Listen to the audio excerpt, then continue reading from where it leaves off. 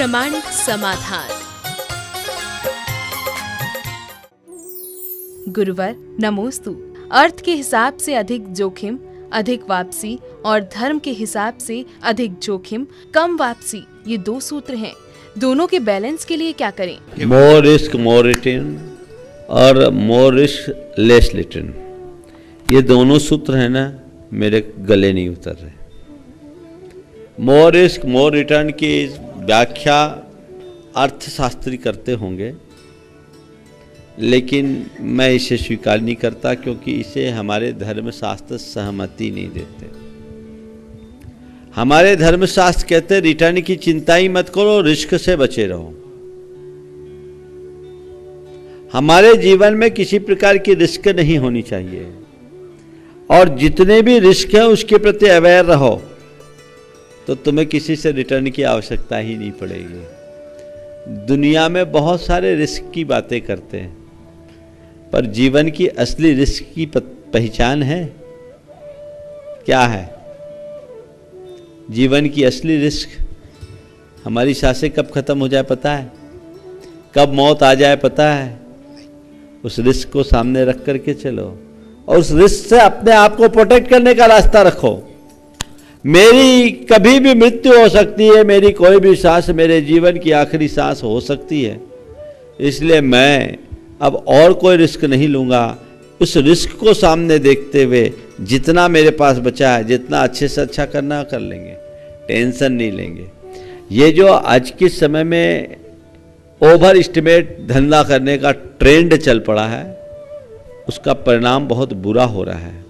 लोग इसके कारण सुसाइड कर रहे हैं।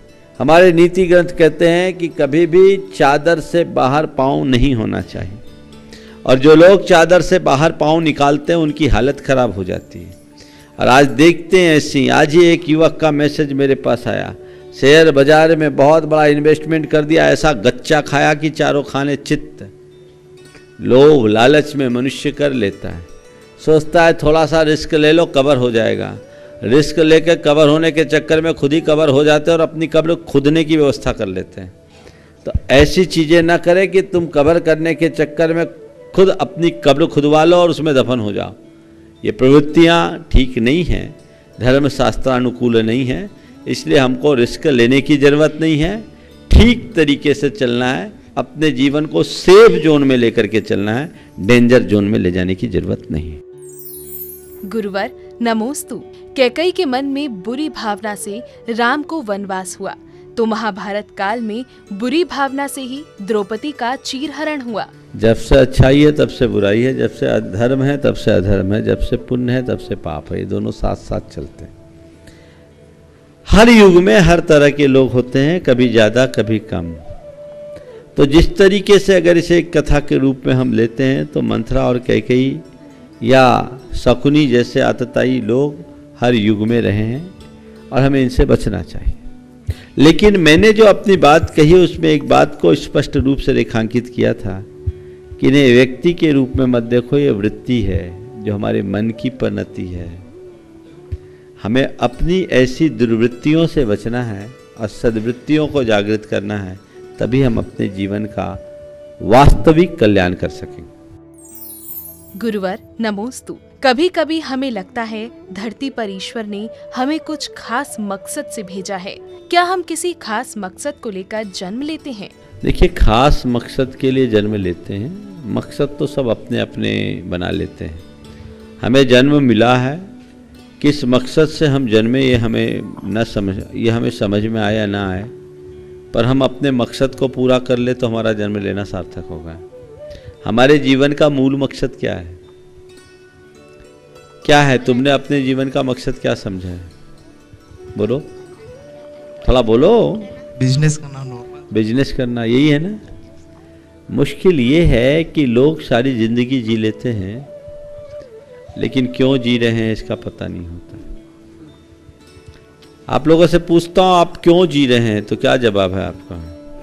इसने कहा बिजनेस के लिए जी रहे हैं, और दो चार बोलो। एक दफे मैंने सभा में पूछा कि भैया क्यों जी रहे हैं, तो उसने कहा इसलिए कि मरे नहीं हैं। अभी मरे नहीं है इसलिए जी रहे हैं। हमने कहा भैया तू जीता जी भी मरा ही हुआ है, जिंदगी जी लेने के बाद भी ये पता नहीं कि हम क्यों जी रहे हैं। तो ये हमारे जीवन की बड़ी भूल है। और ऐसा तुम ही नहीं, तुम्हारे जैसे बहुतेरे लोग जीवन लंबा चौड़ा बिता देते हैं, लेकिन यही नहीं समझ पाते कि हम क्यों जी रहे हैं। मेरे जीने का मकसद रुपया कमाना, मेरे जीवन का मकसद रुतबा बनाना, मेरे जीवन का मकसद रूप सजाना, मेरे जीवन का मकसद प्रतिष्ठा पाना, मेरे जीवन का मकसद धाक जमाना, मेरे जीवन का मकसद यश ख्याति की प्राप्ति करना। तो ये बड़ा झूठा मकसद है। आज एक व्हाट्सएप मुझे दिखाया, हालांकि वो फेक है। भारत के पूर्व रक्षा मंत्री के नाम का एक व्हाट्सएप वायरल हो रहा है। मालूम पड़ा कि मुझे जब दिखाया और मुझसे कहा गया कि इस संदेश को अगर संकट समाधान में रखा जाए तो लोगों को प्रेरणा होगी। हमारे इसमें संदेश वाकई में प्रेरणापद है, पर पहले इसे सत्यापित करो कि ये उस व्यक्ति ने लिखा है या किसी ने उसके नाम से एक शरारत की है। लेकिन उसमें एक वाक्य था कि हम पैसों के लिए लोगों का इस्तेमाल करने में जीवन बिता देते हैं। पैसों के लिए लोगों का इस्तेमाल करने में जीवन बिता देते हैं। बेहतर होता कि हम पैसों का इस्तेमाल करके जीवन बिताते हैं। बहुत गहरी बात थी। लोग पैसों के लिए लोगों का इस्तेमाल करते हैं, और बेहतर होता कि हम पैसों का इस्तेमाल करते, सही इस्तेमाल करते। अगर ये घटना किसी व्यक्ति ने जीवन के अंतिम क्षणों में लिखा, बहुत लंबी चौड़ी बात है और वो उस व्यक्ति की पीड़ा है। बाद में मुझे इनके माध्यम से मालूम पड़ा कि वो फेक है, लेकिन जो भी प्रेरणा है वो बहुत गहरी प्रेरणा है। मनुष्य को जीवन के अंतिम क्षणों में याद आता है कि अरे मैंने खूब धन पैसा जोड़ा, मैंने संपत्ति जोड़ी, मैंने ये सब कुछ पाया, पर ये मेरे काम में नहीं आ रहे, सब मुंह ताकते रह गए हैं। मेरे सामने सब चीज़ें इर्द गिर्द खड़े रहते, टुकुर टुकुर देखते रह जाते हैं। ये क्या है? ये सब व्यर्थ है। इनकी कोई अर्थवत्ता नहीं, इनकी कोई सार्थकता नहीं। तो सच्चे अर्थों में प्रत्येक व्यक्ति के जीवन का मूल मकसद अपने जीवन को सुधारने और संवारने का होना चाहिए, अपने जीवन के कल्याण का होना चाहिए। डॉक्टर बनो, इंजीनियर बनो, ये बनो, वो बनो, वकील बनो, कुछ बनो न बनो, पर मैं तुम सबसे कहता हूँ और कुछ बनो या न बनो, सबसे पहले एक अच्छा इंसान बनो। और यही मनुष्य के जीवन का मूल मकसद होना चाहिए। जो इस इंसानियत के कसौटी पर खरा उतरता है वही अपने जीवन के मकसद को पूर्ण कर पाता है। गुरुवर नमोस्तु। झूठ बड़ी अजीब चीज है। अगर कोई व्यक्ति झूठ बोलता है तो उसे अच्छा लगता है, और कोई दूसरा बोलता है तो उसे बुरा लगता है। ऐसा क्यों? हम खुद झूठ बोले तो अच्छा लगता है, पर दूसरा झूठ बोले तो उसने झूठ बोला। यही तो झूठ की वास्तविकता है कि झूठ कतई स्वीकार नहीं है। हम अपनी चीज़ चला लेते हैं धकाने के लिए, और जब हमें ऐसा दूसरे के झूठ बुरा लगने लगे, उसी समय हम ये सोचने लगे कि वाकई में झूठ बोलना गलत चीज़ है, तो हमारी झूठ बोलने की आदत भी सुधर जाएगी। लेकिन मुश्किल यह है कि हर मनुष्य अपने जीवन में दोहरा चरित्र अख्तियार करता है, अपने प्रति अलग दृष्टिकोण रखता है, औरों के प्रति अलग।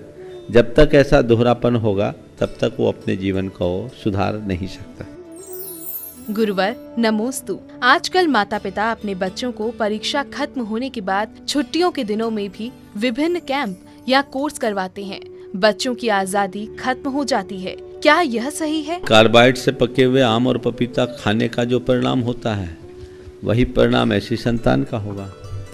कार्बाइड उसे जहरीला बना देता है, उसकी गुणवत्ता को खत्म कर देता है। हम ऐसा करके जब बच्चों के ऊपर बहुत सारी चीज़ें थोपने लगते हैं और समय से पूर्व उन्हें आगे बढ़ाने की कोशिश करने लगते हैं, तो बच्चे अपरिपक्व मानसिकता के शिकार होते हैं। उनमें उनका जैसा भावनात्मक विकास होना चाहिए वो नहीं होता। आजकल की जो पढ़ाई की पद्धति है, इसने बच्चों के बचपने को छीन लिया। वो घर परिवार के साथ उनका कोई अटैचमेंट नहीं रहता, सब सेल्फ सेंट्रलाइज्ड होते जा रहे हैं। नतीजे बड़े खराब हो रहे हैं। उनको फिर अपने माँ बाप से, अपने परिवार से, परिजन से कोई प्यार नहीं रहता, स्नेह नहीं रहता।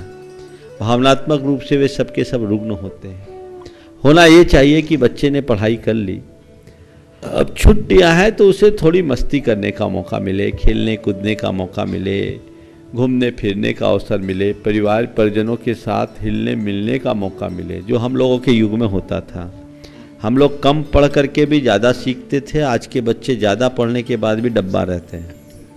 स्थिति अलग है, उनको अपने कोर्स के अलावा बाकी चीज़ों का कोई ज्ञान नहीं है। तो व्यवहारिक पक्ष को भी देखना चाहिए, भावनात्मक पक्ष को भी देखना चाहिए, और हर चीज़ में होड़ नहीं लगाना चाहिए कि ये भी सीख ले, ये भी सीख ले, ये भी सीख ले।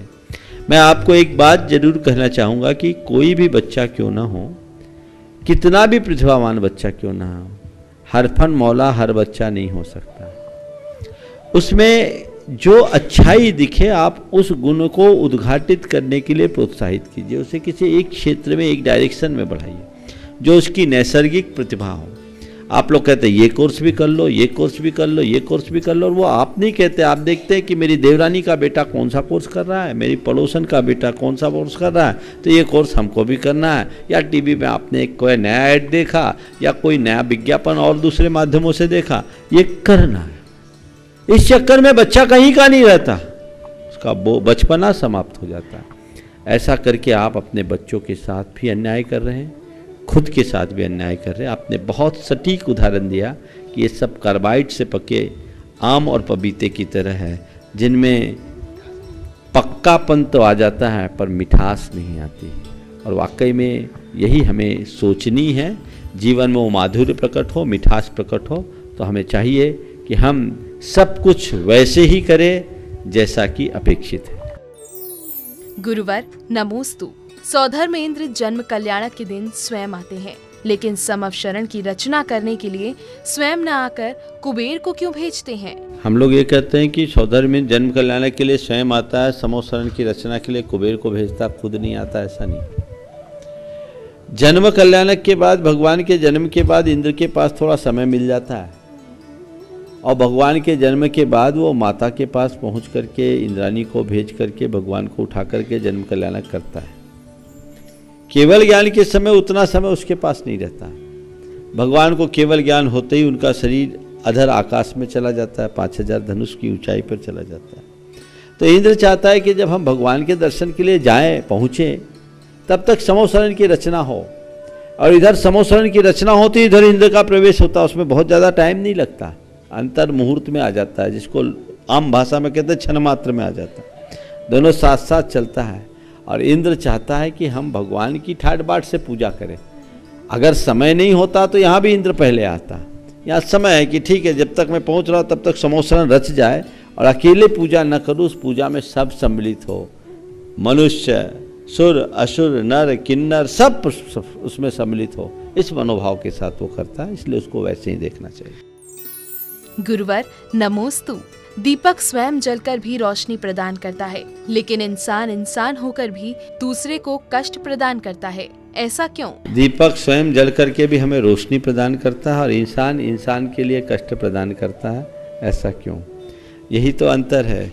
दीपक से काश हम सीख लेते, दीपक जड़ है पर वो जलते हुए भी प्रकाश देता है, और इंसान है जो जल करके खुद परेशान होता है, दूसरे को परेशान करता है। कौन सा इंसान जलता है? जिसके अंदर जलन होती, ईर्ष्या की आग लगी होती है, और ईर्ष्या की आग बहुत खतरनाक आग है। जिस व्यक्ति के हृदय में ईर्ष्या की आग धधक रही है, यदि उसके अंदर ज्ञान का दीप जल जाए तो ये आग फिर कभी बलवती नहीं होगी, और वो फिर स्वयं भी प्रकाशित होगा, औरों को भी प्रकाशित करेगा, इसी अनुरूप अपने जीवन को आगे बढ़ा सकेगा। गुरुवर नमोस्तु। दूसरों के द्वारा प्रताड़ित, शिक्षित, दिव्यांग व्यक्तियों के जीवन यापन के लिए हमें क्या प्रयास करने चाहिए? देखिए, बहुत गंभीर और संवेदनशील मामला है। एक तो ऐसा अशुभ कर्म का उदय, और दूसरी ओर ऐसा असद व्यवहार। सबसे पहले मैं आप सबसे कहूँगा कि किसी के साथ भी यदि इस तरह की स्थिति हो तो उस व्यक्ति को कभी बोझ मत समझो, उसके प्रति सहानुभूति परक व्यवहार रखो, और उसके साथ सद्भाव रखो। ये प्रयास होना चाहिए। वो तो व्यक्ति कर्म का मारा है, हम उसे बोझ क्यों माने? हमारा तो कर्तव्य होता है कि कोई व्यक्ति कैसा भी हो उसे अंतिम समय तक साथ दे। दूसरा सवाल, जिनके साथ ऐसा हो रहा है उनको धैर्य रखना चाहिए। बाहर वाला तो केवल निमित्त है, अंतरंग में हमारा अपना कर्म है और ऐसा मान करके चलना चाहिए कि कर्मोदय के कारण ही ऐसा हो रहा है। इसलिए अपने मन के धैर्य को बंधा कर रखें और धैर्य धारण करके चले। जितना है धीरे धीरे कर्म की स्थिति अनुकूल हो जाएगी। यदि कोई आवेश में आकर के इस तरह की बात करता है तो उसे अपना कर्मोदय मान करके स्वीकार करें। जहाँ तक सवाल है कोई धार्मिक संस्था जहाँ अवलंबन मिले, निश्चित इस प्रश्न को सुनने के बाद ऐसा लगता है कि ऐसे समाज में संस्थाएं होनी चाहिए जहाँ इस तरह के आश्रयहीन अशक्त जनों को संरक्षण मिल सके और वे अपने शेष जीवन को बहुत अच्छे तरीके से निभा सके। समाज को इस दिशा में अवश्य पहल करनी चाहिए। अभी मुझे नहीं लगता कि कोई ऐसी संस्था हमारी समाज में है जो इस तरह के सेवा का उत्कृष्ट कार्य करती है, लेकिन आज मेरा ध्यान इस ओर आकर्षित हुआ है। मैं लोगों को जरूर इस बात के लिए प्रेरणा दूंगा कि जो भी आगे बढ़ करके ये कार्य कर सके, बहुत ही अच्छा कार्य है। ऐसा एक नहीं, सैकड़ों लोग होंगे जो इस तरह के आश्रय की अपेक्षा रखते हैं। हमें आगे बढ़कर उनको आश्रय देना चाहिए। गुरुवर नमोस्तु। महावीर जयंती आदि विशेष कल्याणक दिवस पर गृह प्रवेश, प्रतिष्ठान, शुभारंभ आदि की निजी क्रिया करना क्या उचित है या नहीं? एक तरफ जिनको तुम अपने मूल आराध्य मानते हो उनकी जयंती मनाते हो, वो जयंती तो एक तरफ धरी रह जाती है, शादी ब्याह या तुम्हारे अपने निजी कार्य मुख्य हो जाते हैं। बिल्कुल नहीं करना चाहिए। मैं तो कहता हूँ इस मुहूर्त को चुनने की जगह कोई भी प्रसंग आ जाए उसको स्वीकार लो, वो ज़्यादा अच्छा और उपयोगी है। बल्कि महावीर जयंती के दिन तो सबको अपने बाकी सारे कार्यों को निरस्त करके पूरी समाज को इस कार्य में सम्मिलित होना चाहिए। एक जगह पर महावीर जयंती के दिन सामूहिक विवाह होता था। मैंने उनको कहा तुम्हारी पूरी समाज ब्याह शादी में ही लग जाती, भगवान महावीर तो एक तरफ धरे रह जाते। महाराज क्या करें, मुहूर्त बोलते हैं, भगवान के कल्याणकों के दिन मुहूर्त नहीं देखना पड़ता। हम बोले 2 दिन पहले सुमतिनाथ जयंती उस दिन कर लो। मैं आप सबको सलाह दूंगा कि कभी भी महावीर जयंती के दिन विवाह शादी आदि का कार्यक्रम न करो। ऐसे भी मुहूर्त शास्त्र के अनुसार तीर्थंकरों के कल्याणकों के दिन जो मुहूर्त बोला गया उनके कल्याणक संबंधी मुहूर्त है, तुम्हारे नहीं है। तो मुहूर्त नहीं है, तुम तो छुट्टी का फायदा उठाते हो। एक गांव में अगर एक विवाह होता है तो कम से कम 200-300 लोग तो उसमें इन्वॉल्व हो जाते हैं, तो पूरी समाज ही उसमें चली जाती है। भगवान की शोभा यात्रा एक तरफ रह जाती है। जिस निमित्त से जैन धर्म की आप प्रभावना कर सकते थे वो अवसर भी खो देते हैं। इसलिए इनसे बचकर रहना चाहिए, ऐसा नहीं करना चाहिए और लोगों को इस विषय में बताना भी चाहिए कि इस तरह के कार्य न करें। गुरुवर नमोस्तु। व्यक्ति का व्यक्तित्व वंशानुगत होता है, परंतु भीड़ में व्यक्ति का गुस्सा, अहंकार और गुरूर चरम पर होता है। ऐसा किन कारणों से होता है? हर व्यक्ति का 2 चेहरा होता है, एक उसका वैयक्तिक, दूसरा एक सार्वजनिक। वैयक्तिक चेहरा वो होता है जैसा वो असल में होता है और सार्वजनिक चेहरा वो होता है जैसा वो औरों के बीच दिखाना चाहता है। तो जब हम अपने चेहरे को कृत्रिम बनाएंगे तो ये सब चीज़ें होगी। हम जैसे हैं यदि वैसे रहें तो जो हम भीतर है वही बाहर होंगे, लेकिन हम हों कुछ और दिखाएं कुछ, तो इस तरह की विसंगतियां होती है। ज़्यादातर लोग इसी 2 चेहरे को लिए हुए होते हैं और सार्वजनिक जीवन में उनका वो बाहर के दिखने वाला चेहरा होता है जो दिखता कुछ है और होता कुछ है। गुरुवर नमोस्तु। अभिषेक और प्रक्षाल में प्रयोग किए गए कपड़े गंदे, जीर्ण शीर्ण होने पर उनका क्या करना चाहिए? देखिए, भगवान के प्रक्षाल के कपड़े यदि जीर्ण हो जाए तो उसे विसर्जित करना चाहिए, उसका उपयोग नहीं करना चाहिए। हाँ, कुछ जगह है जहाँ टोटकों में उपयोग होता है। एक स्थान के बारे में मुझे बताया, किसी क्षेत्र के बारे में बताया था, नाम याद नहीं आ रहा है। बोले वहाँ भगवान के प्रक्षाल के कपड़े को अगर अपने दाहिने हाथ में बांध लो तो एकांतर जो बुखार होता है वो चला जाता है एक तरह। और 1-2 व्यक्ति को ऐसा हुआ भी, नाम मैं भूल रहा हूँ, शायद अही क्षेत्र पार्श्वनाथ के बारे में बोलते हैं। अब हो जाए तो हो जाए, यदि इस तरह का कोई औषधीय प्रयोग करे जिसमें अभिनय ना हो तो मैं उसका निषेध नहीं करता, लेकिन उसका सेवन नहीं करना और उनको विसर्जित कर दो। विसर्जित करने के लिए जल में प्रवाहित कर देना ही उनका सबसे अच्छा उपयोग है। और यदि जल में प्रवाहित करने की अनुकूलता न बने तो उसको विधिवत विनयपूर्वक भस्म बना करके उस भस्म को जल प्रवाह कर सकते हैं। प्रामाणिक समाधान।